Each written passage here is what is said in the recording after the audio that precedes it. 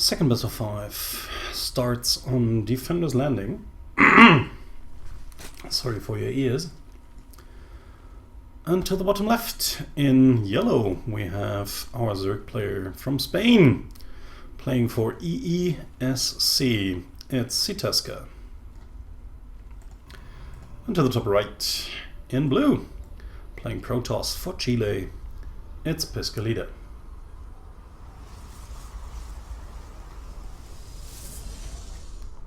Piscolita, undefeated so far in Bologna League, has not dropped a single map to any of her opponents. So Sitaska has some tough work to do today. Her Overlord is bravely, boldly going where no Overlord has gone before.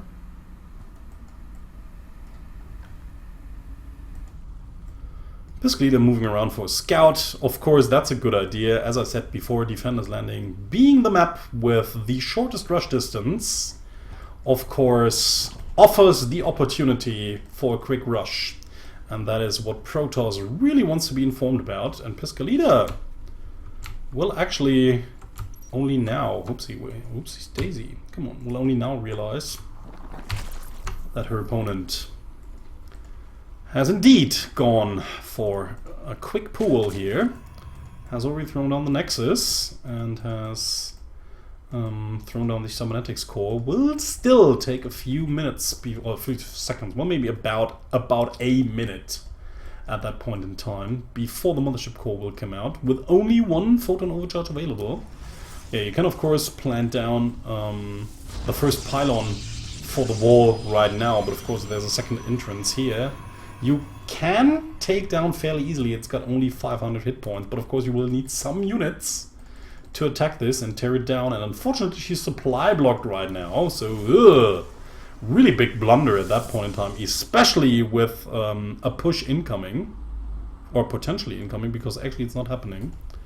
Okay, there's a roach one right behind it. Fairly interesting here. So whatever Sitaska wants to do, it's going to be early aggression, maybe even a complete all-in here, but getting speed here. It's probably going to be a lot of roaches trying to pressure through, with lings being rallied right behind it, and the speed just so that the lings will arrive at the opponent's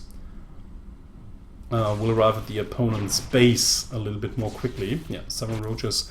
Oh my god, it's a 7 RR, ladies and gentlemen. What is this? 2010? This is like crazy. 7 roach rush. I haven't seen those in quite some time, I have to say. So, gateway almost done. I mean, yeah, it's very nice and dandy that Piscolita keeps... Okay, now finally she takes care, is taking care of the cooling tower here. But yeah, like I said, I mean, it's so nice that she just walls off everything, but it won't really do her any good if she does not close this this gap over here, this entrance. So a lot of roaches just moving around clumsily, not really doing what they are supposed to do, I guess. Getting a few Ravagers out now, and more lings right behind it. Full all-in for Sitaska here. Will she be able to break through her opponent's defenses? Mothership core is standing around. Will be able to fire up 2 photon overcharges, but there's only 1 pylon here. Okay, roach now. Ugh, first roach is probably going to die before it can even do something. Yeah, Piscolita actually likes to play very sentry heavy. We've seen that before, so a sentry heavy play might actually kind of work out for you, even though Ravagers can destroy force fields. Every bile wasted on a force field means 1 bile that didn't rain down on a pylon or units. But still, this is a lot of units. Breaking through that pylon immediately, no more force fields left. So, yeah, the base is wide open. I repeat, the base is wide open. Okay, enemies moving in, Piscolita pulling the probes, but it just won't do her any good. Stalkers firing from left and right, but will the Stalkers be alone be enough? More lings arriving, and like I said, with the speed they are crossing the map pretty quickly. Okay, last pylon goes down. That's it with photon overcharges. Most of the forces have already died, but the damage has been dealt. Let's see if these units will finally be able to take out the last remaining forces before the Lings run in. Yeah, and with the help of the Lings, it should be fairly easy to take down these Stalkers as well. Sitaska not even bothering to waste time inside the natural base, trying to deal more damage over there. Pylon gets taken out. One production building is taking out. Even, I don't know what the cybernetics core was researching. Nothing anymore, I think. It was still under Chrono Boost. With the help of the Immortal, though, it seems as if Piscolita might just barely hold.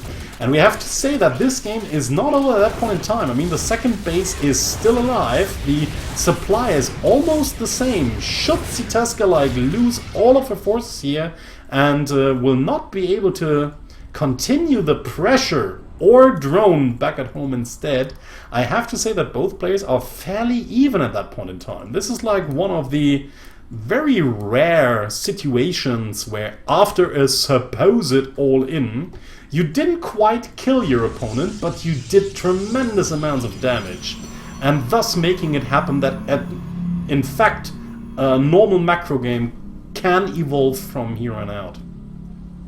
I mean, we see almost almost the same work count, almost the same army supply, and the same supply overall. Both have a third base now, and Sitaska is now trying to take a third one while keeping up the pressure a little bit. It's more like fake aggression a little bit here. She wants to keep her opponent scared that she won't move out with any of her units, making Sitaska producing even more units. I think she just wants to keep her opponent on her toes, making her believe that she could pressure any moment, maybe busting through with Banelings, maybe coming with another roach attack. But yeah, like I said, this is one of the rare occasions where after the all-in, it didn't quite kill the opponent, but both players ended up fairly equally. And now it is as if the all-in has actually never happened, and both players just have to suffer it. Nice force fields there, getting all of the Lings and killing them off. And now, of course, yeah, that might be problematic for Sitaska here, not realizing that all of her... Okay, she's actually going into roaches right off the bat. Knows that her opponent might now pressure her, which could actually be really problematic with only 7 roaches. But her opponent having an Immortal and a lot of force fields available. Actually not that many, but a few. And that might actually work quite out a bit, especially with the Warp Prism incoming as well. And there it is. So, I don't know if Sitaska can hold this. I actually think she can't. Trying to get up a few evolution chambers. This is no wall, but also maybe not the best location for these evolution chambers. I think they would have been better off somewhere inside the main base. But I might actually buy her a little bit of time, but of course they are now even making this a little bit more narrow. So for the roaches, it can actually be more problematic to get inside, because this can be sealed off with 3 force fields fairly easily. Yeah, and there we have it. Warp Prism out of position, out of reach of anything that can shoot up. Yeah, like I said, okay, there's the force field on the main ramp. The Adepts moving in, trying to shade right behind these queens. The shade will finish, and the army units that Sitaska has are just not enough. No way. Pulling the drones, pulling the boys, but it doesn't matter. And with the Warp Prism back here, Piscolita can just easily reinforce.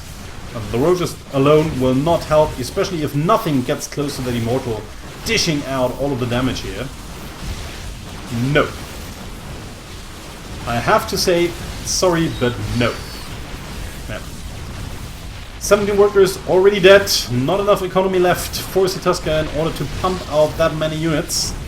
Trying to save the remaining 3. That might pop up, yeah. Has to let this base die, it's dead anyways. GG, and Piscolita takes the first game. Sitaska chose Odyssey, which is not all too surprising, since Odyssey, I think a lot of people would say, is kind of Zerg favored, especially against Protoss. We have a lot of wide open spaces, even into the natural. Even getting a natural is already kind of problematic. I mean, have a look at that huge opening. And then, of course, we also have that part back here, and a wide,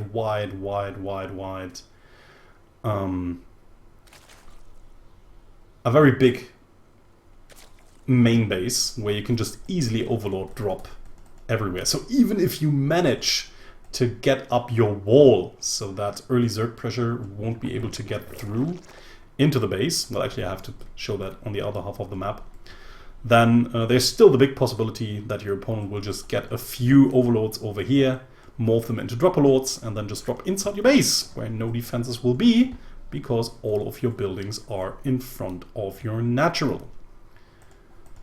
And then of course we have very wide open spaces on the map as well. This is a really good engagement point for Zerg.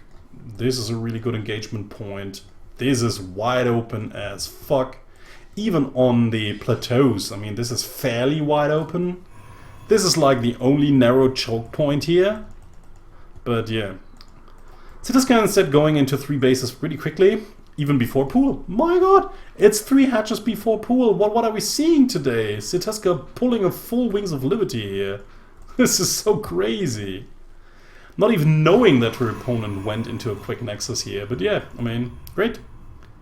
Had Piscolita gone for some cheesy build? Might have been problematic, but she didn't. And she's not really known for it.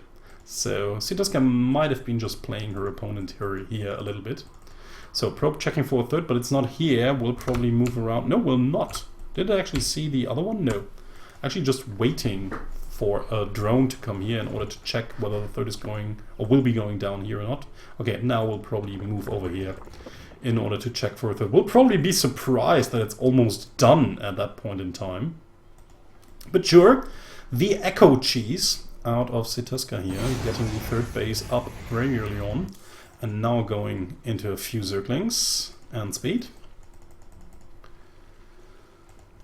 So with 3 bases saturated fairly quickly, this game could swing into Sitaska's favor.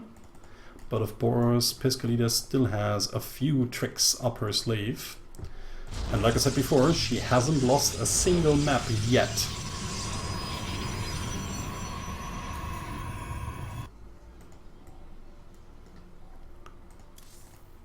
More lings in production for Sitaska, but it just looks like a few to defend. She wants to have a few to defend and to take the watchtowers.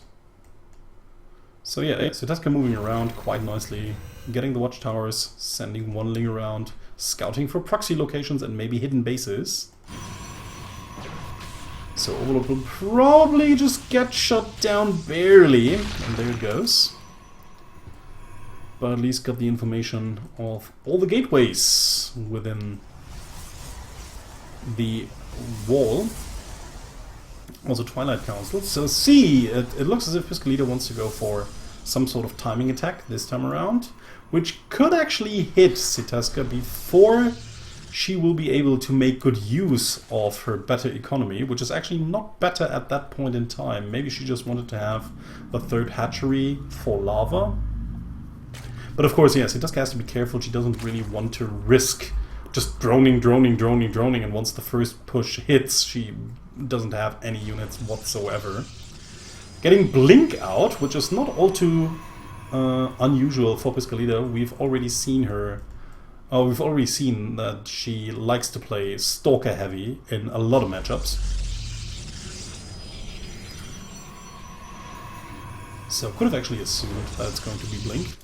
2 evolution chambers. Don't know if that is actually a little bit early maybe, because she hasn't even saturated her 3rd base, and even the natural base is not fully saturated because we don't really have taken all of these gases. But yeah, I mean, let's see. Maybe a little bit hasty. Going into Lair now. Might actually see some Ling Hydra pressure. Well, she already has a lot of roaches, so never mind. But those may be defensive roaches against adept attacks she's expecting, which are not coming, but she can't really know that. So where's... okay, warp gate almost done. So if it's going to be a timing push, it's not going to be the sharpest timing push, because the units are not out on the map yet, and we don't even have a warp prism here to reinforce. So yeah, probably not going to be a timing, which is a little bit odd, because like I said, I mean, getting some typical timed upgrades, you would expect the opponent to go for some timing, and now she's actually moving out with just a few units across the map with actually no vision whatsoever. If she moves out even for, okay, she has a mothership core, that's at least something, but okay, no, just okay, never mind. That would have been risky as fuck. Trying to take a third, we'll probably just now move out. Still, this is, again, it's still risky as hell. I mean, you have no idea where your opponent's army is and what it consists of. So, just in case that Sitaska had built like tons and tons and oodles of lings, this army would be so freaking dead, even with the help of that mothership core. A lot of units would still die. So, but this way, it worked out. I'm moving into the third base, there's not much here, only a few lings, and there are the rest of the roaches. So yeah, I think the roaches should easily... Oh, nice force fields there, but unfortunately not really sealing off everything. And again, not really sealing off everything, there's still a little gap there. And Piscolita needs to move out with the help of the mothership core, still loses 3 to 4 units there. Well, actually I think only 2 to 3. It weren't that many. But yeah, I mean, try to push a little bit, try to deal a little bit of damage. But Sitaska was well prepared. Of course, being that well prepared made her not have a lot of workers at her third base already. And I think after a failed push like this, the first thing you usually want to do is take another base. And that is what Sitaska is doing here. While moving towards the third base of the Protoss, there's only one pylon here so far. The army is fairly close by, but actually does not really have that much power in it. So let's see. I mean, the lings can keep these stalkers busy for days, while the roaches can fire from behind. Nice position there, though, by Piscolita, taking the position right between the mineral line and the nexus, where it will be really difficult for the lings and also the roaches to surround the army units. And they will also stand right inside that photon overcharge here. Yeah, one force field alone will not do the other force fields. A little bit too late in order to trap some of these units. And again, a little bit too late, but at least she secures her third base over here, driving away the Zerg forces fairly easily without losing all too much, especially at the base, which is really important. Double Robo now, producing a few AoE units in the form of Colossus, and also a few heavy punchers, a few heavy hitters. That was actually what I wanted to say, in form of the Immortals. But we have Lurkenden incoming. Do we have a lot of gas? Actually not. I mean, these gases are just about to getting taken. Okay, she has 4 gases. I think she should really take this 7th and 8th gas as well, like immediately, and trying to saturate this base right behind it, which she is. Okay, there we have the Hydras. Okay, let's see how the damage output of the Hydras will work. The only thing that Sitaska has to be careful about is not to sacrifice too many units. And now the force fields showing their power once more. Yeah, this is what you get for playing mostly Wings of Liberty style here, I have to say. Because with only roaches and your opponent building a lot of sentries, this is not a force you can break. And Piscolita now on the move. Realizes that she's just killed a big chunk of her opponent's units, does not really want to follow, is obviously afraid of more army units reinforcing and that she just might run into a trap. So she rather retreats for now, waits for a few more units to come. And yeah, of course, the Lurkenden will be done in just a few seconds, but the problem is that there are not that many resources around in order to get that many lurkers out. And lurkers can actually turn the tide of the battle once more, but not if she takes that much longer in order to finally attack, because we already have 2 Colossus out with a 3rd one incoming. Is there an observer with the army though? I think there is not. No, not as far as I can see. No observer with them, with the army. Is there even an observer out? 2 actually. Where's the first one? There's one. Okay, it's following the army now. And there's the other one actually close to the front. So she can still always take this one with the rest of the army. Nice run by there by Sitaska, trying to deal some damage with some counter-aggression here, keeping the army busy as well. Or just keeping Piscolita busy as well, so that she won't move forward all too much. Yeah, this might actually be problematic once more. Does not really want to engage upwards that ramp with the lurkers in position, but she might just swing around and go into the third. No, she does not. Is instead moving backwards, but these zealots will actually take care of these lings easy peasy. Okay, this is not... It's actually totally close. Whoa! Piscolita going for a full wall of here. Don't really know if it was the wisest idea to send back all of her army. I think she could have easily crushed everything over here, but of course we have all the information while her opponent does not. And like I said, I mean, yeah, there was no observer with the army, but like I said, there's just one in front. So she could have just easily taken that one and moved in. I mean, these lurkers, they were a few, yes, that's right, but Piscolita just had such a frightening army here. Okay, next engagement over to the left hand side. Yeah, you do not want to engage into lurkers, of course. So catches a few roaches here, kills them off for almost free. Does not really want to engage up to the high ground, especially not without the lurker support. Lurkers being unburrowed, will probably try to get them into a good position once more. Piscolita trying to come in from the left hand side. And again, just catching off a big chunk of these armies that just cannot retreat and grilling them away. Barbecuing them away while taking another base right behind it. I mean, Sitaska also pretty busy. Has already taken another base of her own. And her income is looking okay. Is on par with other Protoss. Piscolita, though, already on 200. Doesn't have the better upgrades though. But yeah, upgrades do not really matter as much if your units are just too squishy against AoE damage like the Colossus deal. But she's not letting her opponent enter into her own territory anymore. Little hit squad over to the left hand side, but there are lings ready in order to deal some more damage over here as well. Also a little ling harassment over the left hand side, now trying to get into Spire, probably to go into a greater Spire, I think. No, not really, because she doesn't, I mean, she has the infestation pit, but no hive yet. So it's probably going to be for either Mutas or Corruptors maybe. War Prism moving inside the main base of Sitaska here. So seems as if these Stalkers, fairly interesting, might be able to deal some damage, kinda. But we'll see. Fourth base not saturated whatsoever. Sitaska's army moving around the map, also not having that great vision beyond her creep. So units still standing here, but they're not doing anything, and now they move in. Yeah, War Prism not getting seen by her opponent. Linking in. Let's see how much damage they can actually deal. At the same time, we have a little Ling run by Sitaska. Over to the third base once more. There are some cannons warping, but not all of them are already done. So the army is not that far away, so I think that Piscolita should be able to clear this off fairly easily. At the same time, more harassment going on inside her own base. Templar Archives in production as well. Probably wants to have something to storm the lurkers maybe. And even, of course, to get rid of these pesky hydralisks that can always also snipe down the observer.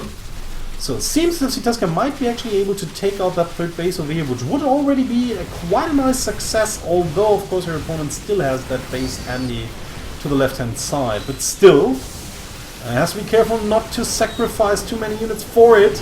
And a lot of Zerg units die, and the third is still up, which is really the big blow here. That's like a huge blow for Sitaska, where she lost like more than half of her army without even getting the target she wanted to kill with its push. Okay, and now I don't know. I mean, Piscolita is maxed. I don't really know what she's waiting for.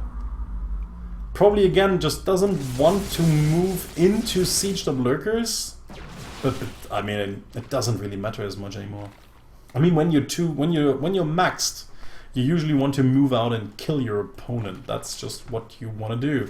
And in the meantime, she's giving her opponent a little bit more time. So nice little Archon drop over here to the right hand side, but the Archon just gets surrounded and not killed. Okay, we can do that. At the same time, we have another attack over to the left-hand side. The 4th base is dying. A lot of workers have already died for Piscolita here. In the meantime, Piscolita going into the 5th and will be able to kill that off. The Archon inside the main base, in the meantime, also needs to die. But that is actually a huge hit for Sitaska here. If she can actually survive against these standing forces of Piscolita, she might be in a really nice position there. So Observer is moving around with the army here, so there will be possibilities to scout these units, see them and destroy them. But Piscolita does not really want to engage now. And now we have the first few Broodlords in the making, so it seems as if Sitaska might actually be able to come back into this game, mostly, although because Piscolita lets her. Good upgrades also for our Spanish Zerg. Again, little run by over to the right hand side. There are no cannons anymore, so the Lynx can run in, but unfortunately for her, the Stalkers are already in position. Good for Piscolita though. She keeps her 3rd base alive, which is really important, trying to re-establish that 4th over here, but it's still going to take some time.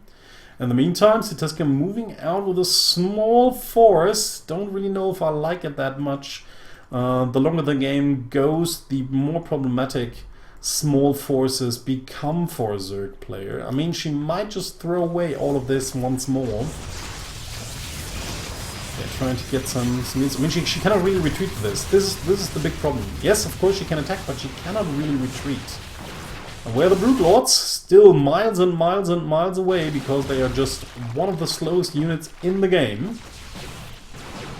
Piscolita trying to chase her opponent down. There are the Broodlords, but of course Piscolita also has Blink, so we have to be aware of that. 2 or 3 Broodlords shouldn't really cause a lot of headaches. But yeah, like 6 Broodlords might be kind of okay. Let's see. Woo! Actually leaving these Broodlords behind, not defending them on the ground. Wants to save the base over here, but that actually might cause her to lose all of her precious broods. Ugh, don't really like the decision. I mean, yes, of course, that base was important for her and she didn't really want to lose it, but losing her important Broodlords, the saving grace that could bring her back into the game, that really hurt her army here. And I don't really know if she will be able to sustain any longer. Piscolita blinks forward, takes out the last remaining Broodlord, and will now eventually get this 5th base over here, which might already be a death sentence. I mean, she herself has only just retake that 4th base over here, but behind that push she can easily take that base over here, or even the gold base if she wants to. While Sitaska is now just stuck on 4 bases and cannot really expand from here on out, but she needs to. Yeah, Lynx is not what you want to send into the lasers. More brutes incoming. Can brutes again turn the tide of the battle? We still have Blink Stalkers, like a lot of them. But will they alone suffice with a lot of Lynx and Roaches underneath them, and also maybe the Lurkers? It really comes down to the engagement. And Piscolita is still trying to engage downwards that ramp, instead of maybe right through the middle. So another run by here by Sitaska, probably trying to get this base over here that's not even up, but she's probably expecting a base to be there. So Broodlords in position, but of course the Blink Stalkers can always just blink underneath them and take them out in an instant. 1 Broodlord remains, but it alone will probably not deal the damage, especially not once the Stalkers draw closer to it and take it out as well. Yeah, the attack over here is being handled quite nicely by the Photon Overcharge, no problem. 4th base dies, and now it's only this totally oversaturated 3rd. Not even another base in the making, because Sitaska just does not have the money for it. And Sitaska is just rallying Lynx across the map, trying to deal as much damage over to the left-hand side as possible, but it doesn't even matter. I mean, even if she takes out every probe there is of Piscolita's, she just can't win this game anymore. The mighty Protoss forces will eventually force their way into the main base. A nice little Ling attack over here will even take out that base over here, but like I said, it just doesn't matter. These Lings will take a lot longer to take out all of these buildings than this Protoss force will. So a base race is not really what's going to work. Sitaska trying to get all of these gold minerals back to the base. Now they try to get back to the main base, but the army is waiting. All of these workers get killed. Link's trying to get inside the base, but Piscolita has already reacted by building nothing but zealots. Actually 3-2 zealots, but the Zerglings are 3-3 as well. So they kill off the zealots pretty easily here, but yeah, will not eventually be able to break through this wall. GG! And Piscolita takes the second map as well.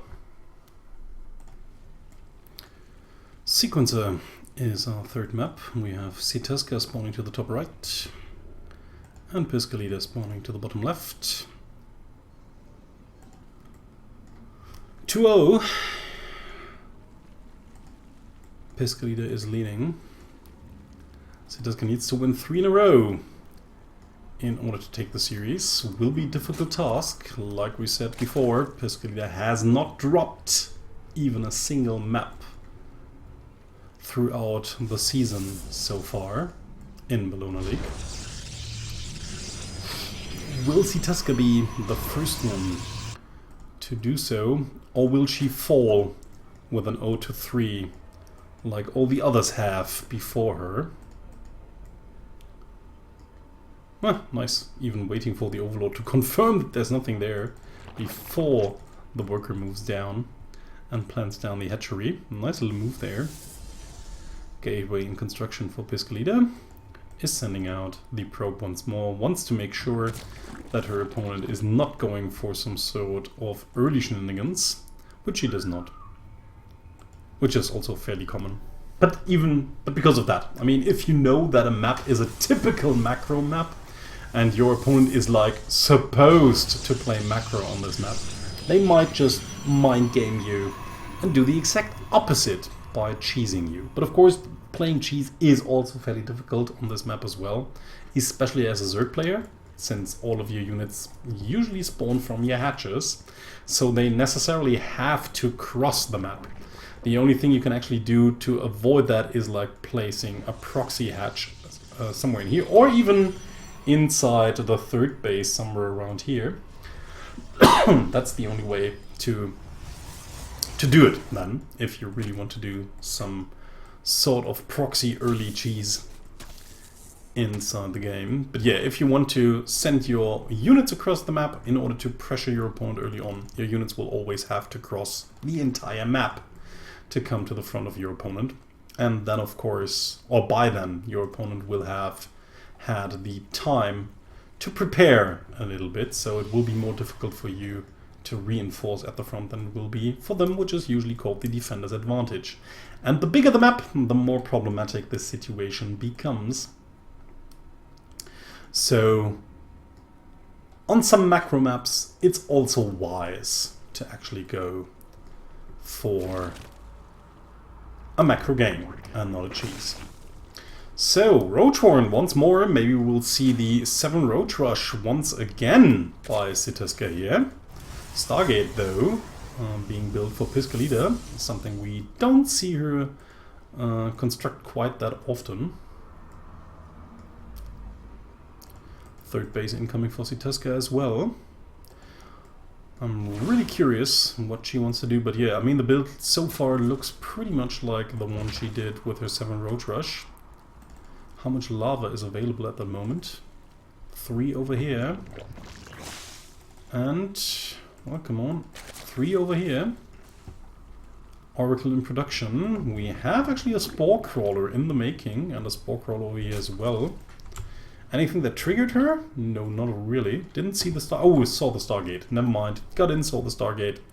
And that's what triggered her to build the Spore Crawler. It was not just a usual timed response to maybe not seeing a Stargate, but not being quite sure whether there is one or not. So it was rather a well-responded thing to do. So Zerglings moving across the map will now also see the Oracle incoming. 2 more Zerglings over to the right-hand side will take out that probe over here. The other 2 links, don't know if they had already taken out that probe over here. No, there was none. Okay, now the Oracle is flying in, but there's a Spore Crawler in place. Ugh, not even microing this, and even losing the Oracle after killing only 2 workers. That is not what you want to lose your Oracle for. So, few adepts right behind it. Roach is now in production, plus a few Phoenixes on Piscolita's side. Like I said, I mean, we don't really see Piscolita going into Sky Toss or going for air units early on anyways. So I don't really know how well versed she is in this style, in this particular play style.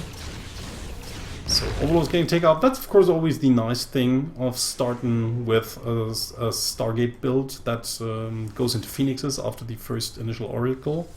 If you just use your Phoenix well, you will always have a good time Overlord hunting, killing off a lot of supply and minerals that the Zerg player will have to replace.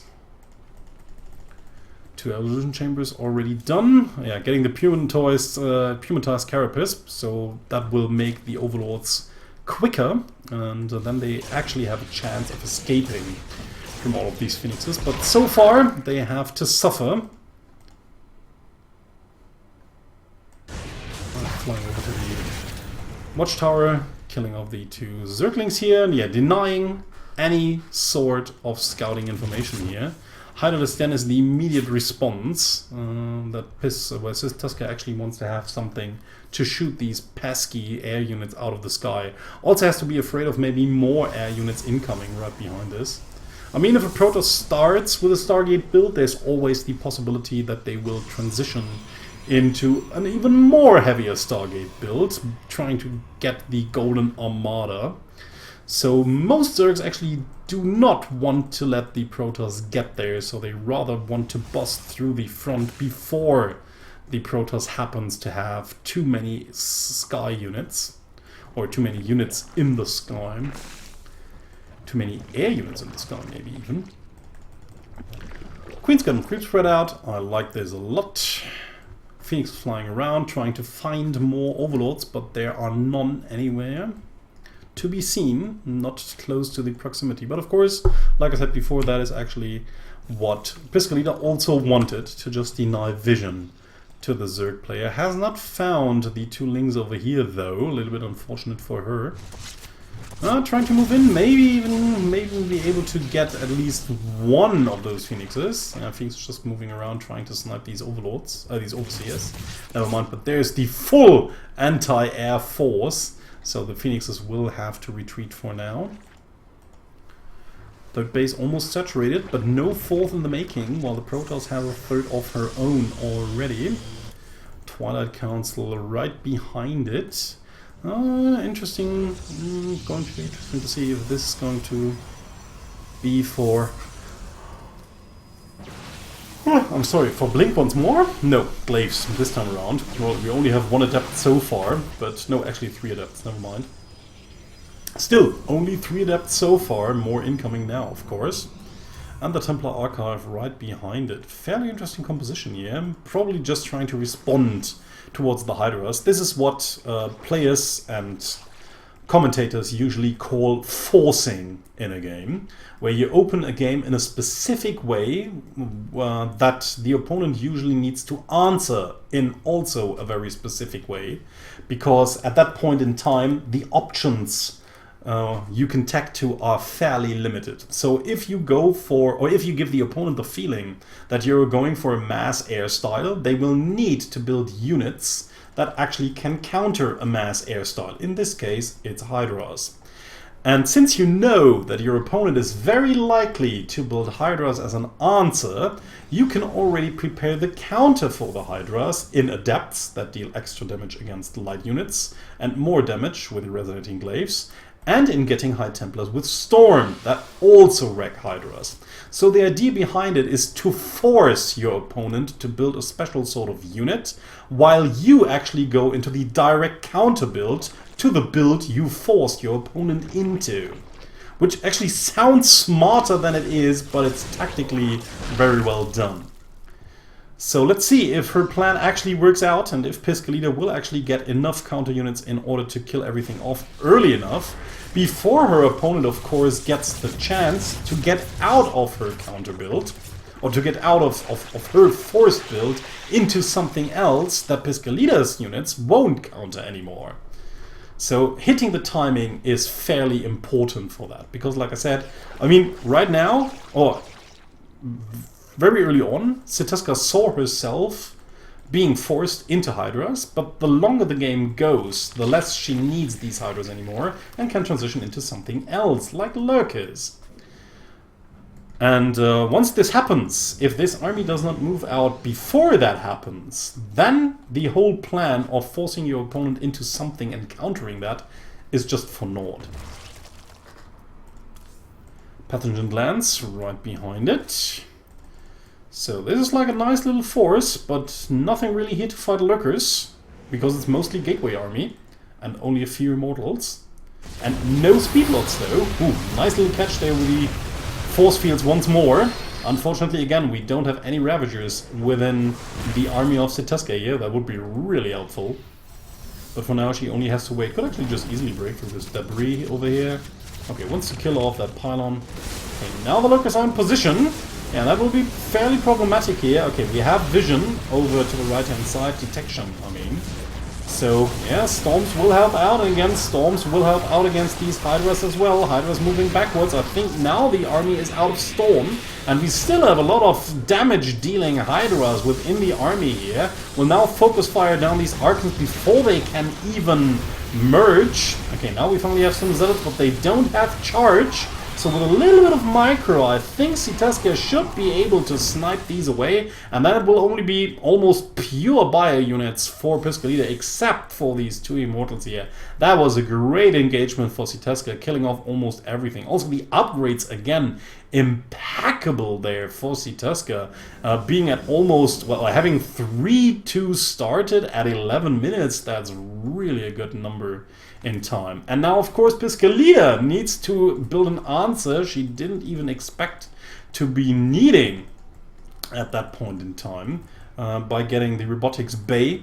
We will see if she wants to go into Colossa once more. I think the better choice here would be Disruptors. But of course, you have to be able to micro-disruptors correctly, or otherwise they won't really accomplish that much.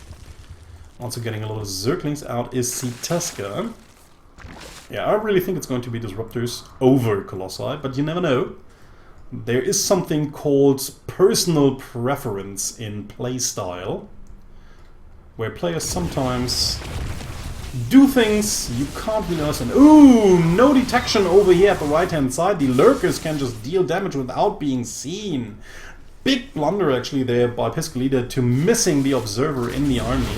Of course, it's always difficult if you have a lot of Hydras around and the Overseers as well. There's always the possibility of sniping down the Observer, but I think, yeah, there's actually no way for Piscolita to hold this mass, trying to merge these Templars into Archons. They will eventually help out a little bit against these Lings, but there's so much DPS within the army of Sitaska. 18 army supply to 84. The 4th base is done for. And with Sitaska even having a 5th base right behind it, no way that Piscolita will be able to pull herself back into that game again. I mean, even with fantastic disruptor shots, and she's not even going for disruptors. Yeah, no way. The Colossi will be way too late here. Like I said, I think disruptors would have been the better choice. Easy for me to say, of course. Being only the observer here. Ugh, move command there, right into the army and photon overcharges of Piscolita. It still didn't even matter. So finally the first Colossus is out, but one Colossus alone will probably not be enough to deal the damage to kill off these forces. The incoming Roaches and Hydras and the one Lurker that's left actually dealing way too much damage. 40 more Lings being rallied across the map to help out once they spawn. Yeah, I mean, like I said, it just doesn't matter. Not even an observer here. GG, and Sitaska takes the 3rd map! Blood Boil is Piscolita's choice. We have her spawning to the bottom right. And she still needs one more game to close it out. But here we have our Yellow Zerg from Spain in Sitaska, who's just managed to take the very first map off of her so far unbeaten opponent, Piscolita. So already an achievement to be proud of.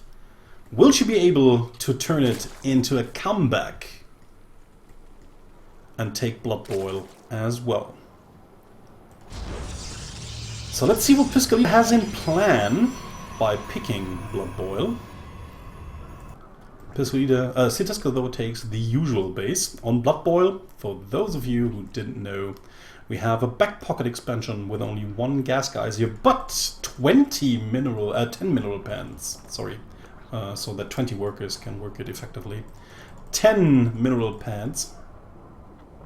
So if you want to play something really mineral heavy like Massling, that's just the base you want to take. But this is the more common, standard, boring, usual base right in front of the main ramp, where you have the typical 2 gases and 8 mineral fields. So, Piscolita going for the more conservative back pocket expansion, but it offers her a lot of mineral income, so we'll see. Maybe she will just go into a lot of speed zealots here. Otherwise, don't know how wise it actually is for a Protoss to take the back pocket expansion, because it will limit you to only 3 gases on 2 bases, and Protoss units and Protoss tech is really gas heavy, so you usually want to have more gases ready and available. That's why a lot of Protoss actually try to take this base first. But eventually you will take the back pocket expansion anyways, and if you just manage to keep your opponent pinned back with maybe a lot of mineral heavy units, you should still be kinda okay until you've taken the base down here as well. And on 5 gases, you're looking kinda okay as Protoss. Still, 6 would be better, but 5 is also okay for some time.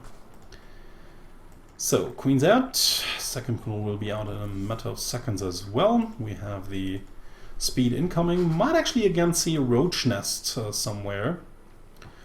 I think she often builds the roach nest not only for quick roach pushes, but also just as a safety measure. Probably because she's afraid of adepts moving into her base in masses and just killing off everything. So, taking the other hatchery in the back pocket expansion, that's rather natural. Some Zergs try to get greedy and get the gold base straight away, which can actually work out in some points depending on what your opponent is doing.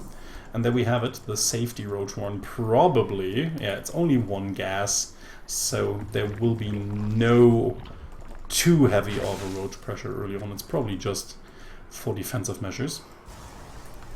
Mothership Core patrolling in front of the main ramp.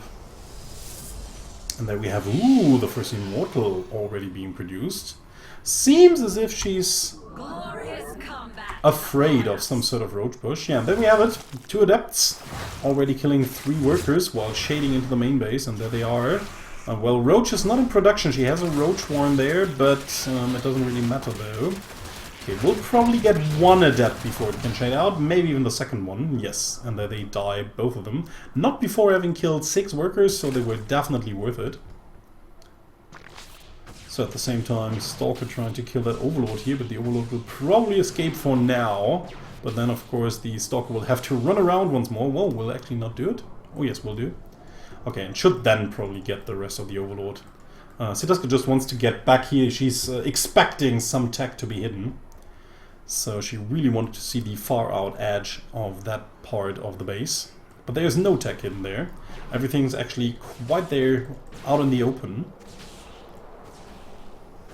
Yeah, actually we have to say that Piscolita is not really known for her sneaky play. Nice little overload spreading here. Once more by Sitaska, has a lot of map vision. If you just have a look at that, I mean, there's only a few dark parts right now, but that's of course because she just can only have that many overlords at that point in time.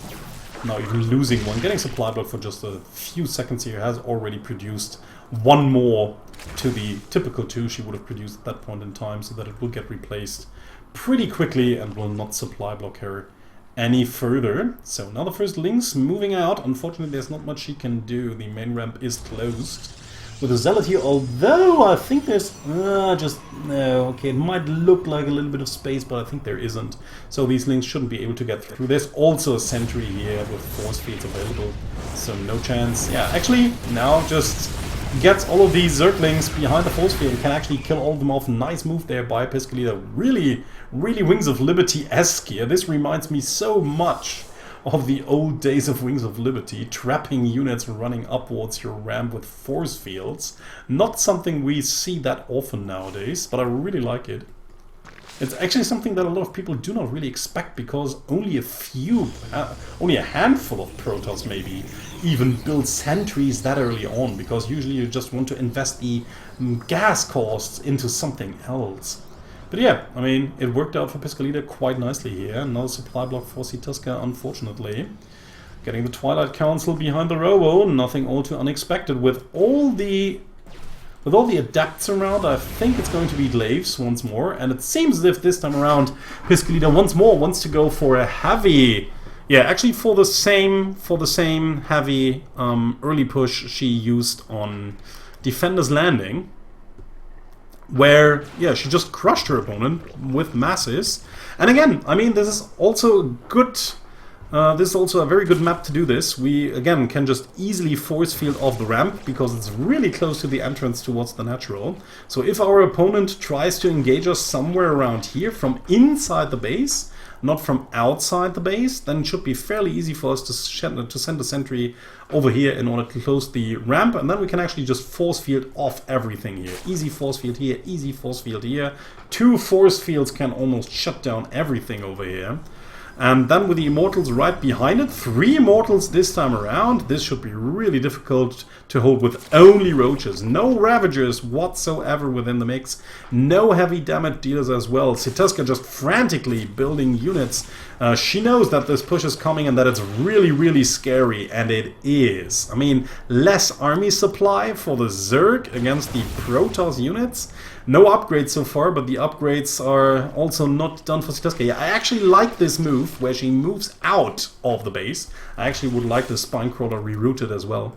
But yeah, moving out of the base, trying to set up a good concave here to greet the army before it can get into the choke point. But Piscolita, of course, knows where opponent is. She wants to wait for the Adept Glaive, it seems. No, now she moves in. Yeah, and the force field just cutting off everything. Redesigning the layout of the map, and without Ravagers, no chance to either deal damage to all of these units behind, nor to break through these force fields. So not that much energy left on all of these sentries anyways, but yeah, a few force fields should still be in it. Another warp-in round. It's down to 60 to 77 with only low-tier units, and units that just get hard counted by everything that's here. I mean, we have Lings, but we also have like tons of Adepts. We have Roaches, but we have tons of Stalkers and Immortals. So no way for Sitaska to withstand this force. This is probably going to end here, ladies and gentlemen. Good timing attack by Piscolita. GG. And our player from Chile takes the series 3-1.